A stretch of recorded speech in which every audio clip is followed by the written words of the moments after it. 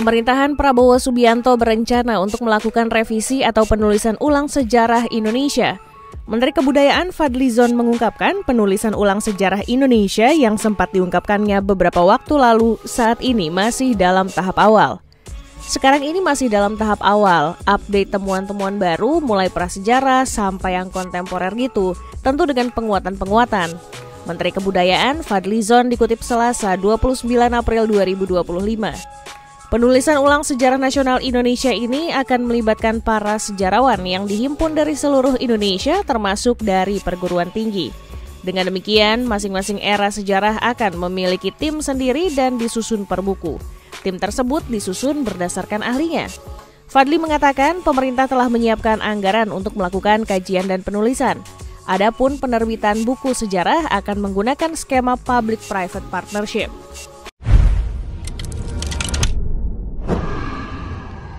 Assalamualaikum warahmatullahi wabarakatuh. Waalaikumsalam warahmatullahi wabarakatuh. Bung kameramen, apa kabarnya? Alhamdulillah baik, Bung Alfian, bagaimana? Baik, alhamdulillahirrabbilalamin. Pemirsa, kita akan membacakan berita yang disiapkan oleh Bung kameramen. Berita apa gerangan? Disilah. Terima kasih Bung Alfian, syukur kita bisa syuting kembali.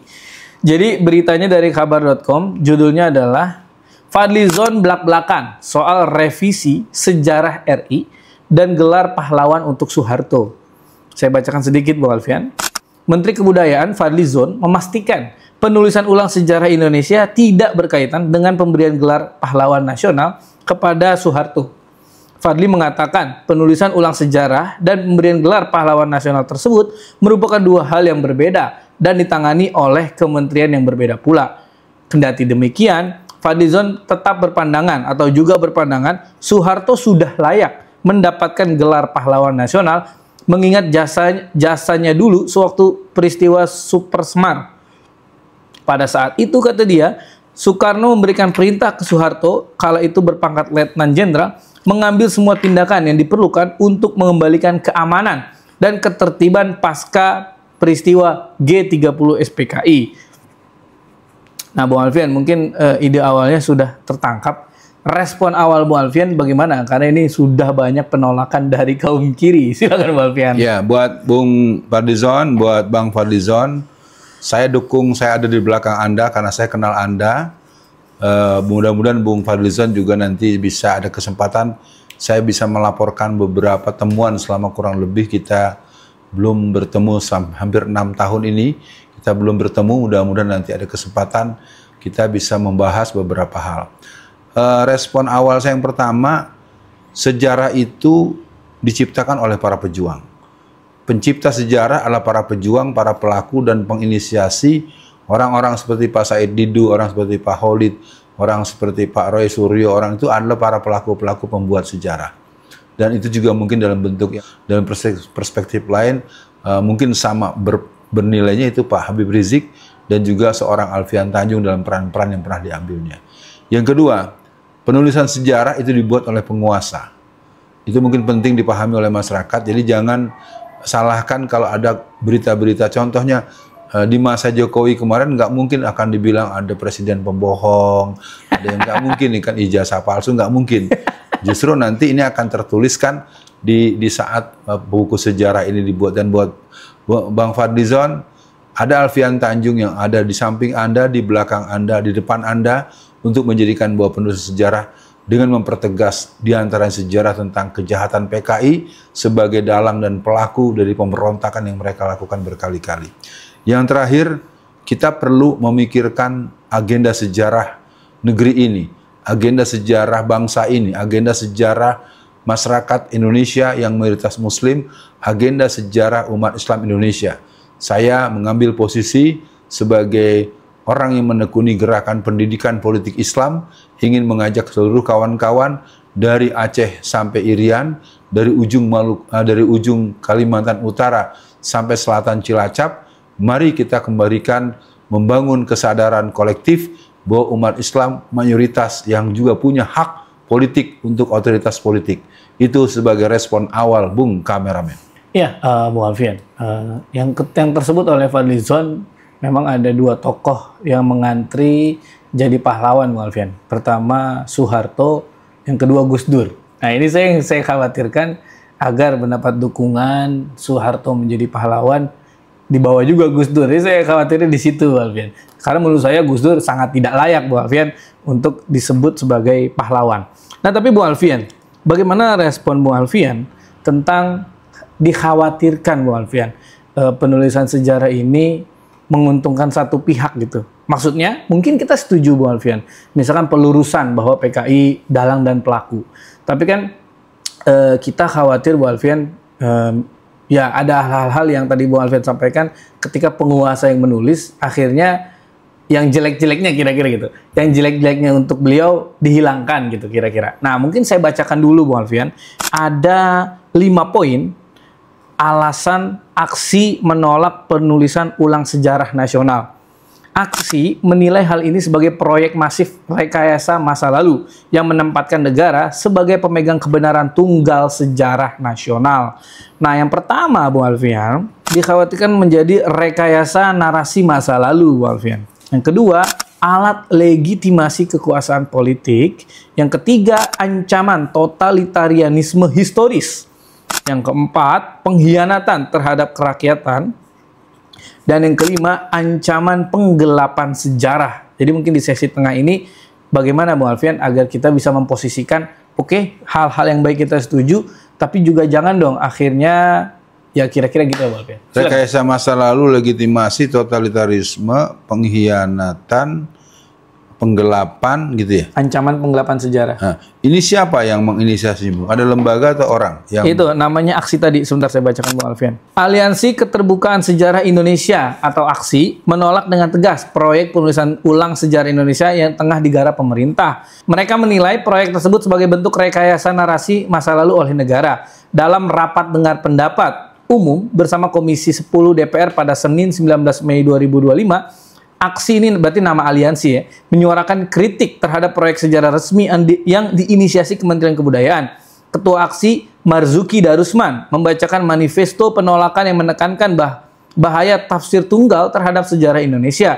Kami dari aksi dengan ini menyatakan menolak proyek penulisan sejarah resmi Indonesia oleh Kementerian Kebudayaan Republik Indonesia. Ujar Marzuki. Bagaimana Bu Alfian? Ini respon tengahan ya? Iya. Marzuki Darusman bukan orang biasa. Dia pernah jadi pejabat pada zaman Orde Baru dan bukan orang yang boleh dibilang pemula. Dia boleh dibilang senior. Saya ingin mengajak pada semua pihak. Ini adalah kesempatan ketika ada rencana pembuatan buku sejarah, maka saya menghimbau kepada sejarawan Muslim agar turun gunung untuk juga mendatangi Pak Fadlizon untuk bisa membersamai.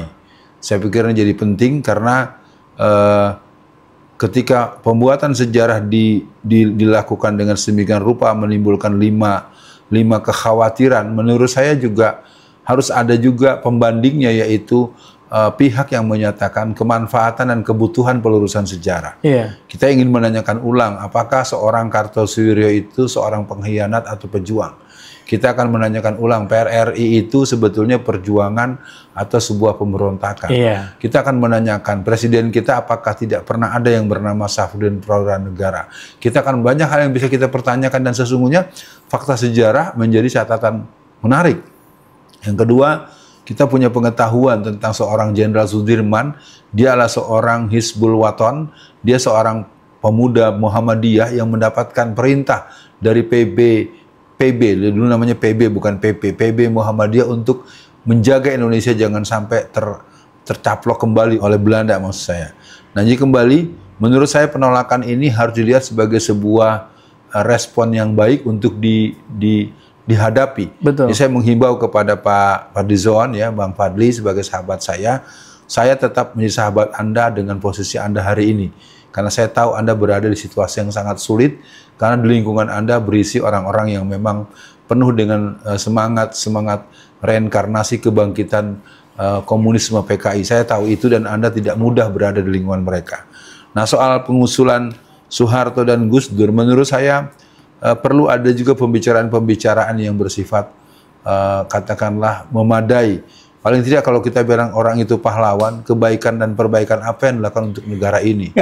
Ya, Pak Harto punya cacat yang banyak dan punya cerita yang banyak, tetapi kita ingin sebut beliau berani, saya memberikan dugaan kuat, beliau berakhir dengan husnul khotimah. Amin, amin. Ya kan, itu sebuah fakta yang semua orang tahu. Beliau itu dijatuhkan, dihancurkan bukan karena kekuatan mahasiswa. Mohon maaf teman-teman mahasiswa. Saya ingin katakan ini adalah operasi sistematik ketika beliau sejak tahun 89, tahun 90-an beliau membolehkan berdirinya ICMI, kemudian beliau mempersilahkan berdirinya Bank Muamalat, beliau memberikan banyak perangkat-perangkat termasuk pengadaan SDM putra-putri Islam untuk berangkat seluruh dunia, dan artinya jadi catatan khusus. Nah, kalau buat Gus Dur, saya termasuk orang yang masih keberatan ya. Iyalah. Artinya saya ingin mengajak semua mengerti bahwa Gus Dur tidak masuk pada proses-proses yang edukasional. Karena ada beberapa catatan khusus dari saya yang mungkin saudara-saudara pendukung beliau masih sangat marah, tapi saya memandang tidak ada nilai tambah yang bisa disematkan kepada beliau sebagai bentuk kesadaran perjuangan agama, perjuangan bangsa dan negara, dan beberapa catatan-catatan beliau menurut saya tidak bisa saya permaklum. Semasa beliau jadi presiden, lebih dari 5 kali beliau menuntut agar dicabutnya TAP MPRS nomor 25 atau 66, yaitu membuat marahnya kawan-kawan pihak tertentu ya kepada saya di Hotel Mutiara pada tahun 2007 atau 2015. Saya punya antara tahun-tahun itu saya diserbu, dan saya pikir saya tidak membuat fitnah, itu yang dinyatakan oleh yang bersangkutan. Begitu Bung Kameramen. Iya, kalau Gus Dur kayaknya memang kebalikannya Soeharto ya Bung Alfian. Iya. Dalam case menghadapi PKI ya. Iya. Nah, ditambah kan bagaimana eksisnya Ahmadiyah, ternyata Ahmadiyah eksis Bung Alfian sekarang. Itu kan atas restu Gus Dur ya. Betul. Terus kemudian bagaimana Cina berkuasa hari ini. Nah, Bung Alfian, kalau ngomongin pahlawan ya kita bisa ngasih daftar lebih banyak lagi Bung Alfian ya. Hamka, Natsir, banyak lagi tokoh-tokoh Islam yang justru kayaknya nggak pengen mereka jadikan pahlawan. Jadi mungkin Bung Alfian untuk akhir sesi kali ini, jika Bung Fadlizon mendengar video ini, apa yang ingin Bung Alfian kasih kode lah ke beliau agar penulisan sejarah ini ya seadil-adilnya gitu Bung Alfian. Kita sepakat lah ditulis yang sejujur-jujurnya. Jadi jangan sampai hanya untuk menyenangkan rezim misalkan, ada hal yang ditutupi. Juga perlu dicatat, Presiden Jokowi itu maling atau korup OCCRP gitu. Kira-kira kan cakep juga Bang Alfian. Untuk closingnya silakan Bang Alfian. Ya, secara khusus buat Bang Fadli, semoga sehat selalu dan bisa menyimak harapan saya. Mari bahas pembuatan buku sejarah ini dengan melibatkan mereka yang juga punya referensi, yang memiliki literasi. Tulis kembali ulang bagaimana sejarah Masyumi yang utuh. Tulis ulang bagaimana DITI secara utuh. Tulis ulang sejarah PRRI secara utuh. Saya himbau ini sebagai bentuk request sebagai orang yang punya basic sebagai anak ranah Minang. Saya orang Tepian Danau Maninjau. Saya mengajak PRRI adalah sebuah kecerdasan bernegara, di mana ada usulan-usulan yang sangat konsepsional, yang usulannya diambil tapi orangnya dihancur-hancurin, ditangkap-tangkepin, dan disiksa dengan sangat kejam. Semua orang tahu itu. Jadi PRRI itu bukan pemberontakan, tetapi koreksi yang sistematis yang kemudian disikapi secara emosional dengan kemarahan-kemarahan militeristik yang menurut saya itu memang harus didudukan. Nah, yang kedua, untuk penutup, kepada semua masyarakat, mari kita mulai menjadi orang yang sadar sejarah. Karena Al-Quran juga banyak memuat berita-berita sejarah yang pasti benar kejadiannya, karena itu firman Allah. Jadi sejarah merupakan ilmu yang bisa membuat kita mengerti akan apa yang pernah terjadi masa lalu dan apa yang bisa kita jadikan pelajaran masa kini untuk membuat peran-peran kesejarahan masa berikutnya yang bisa kita ulang.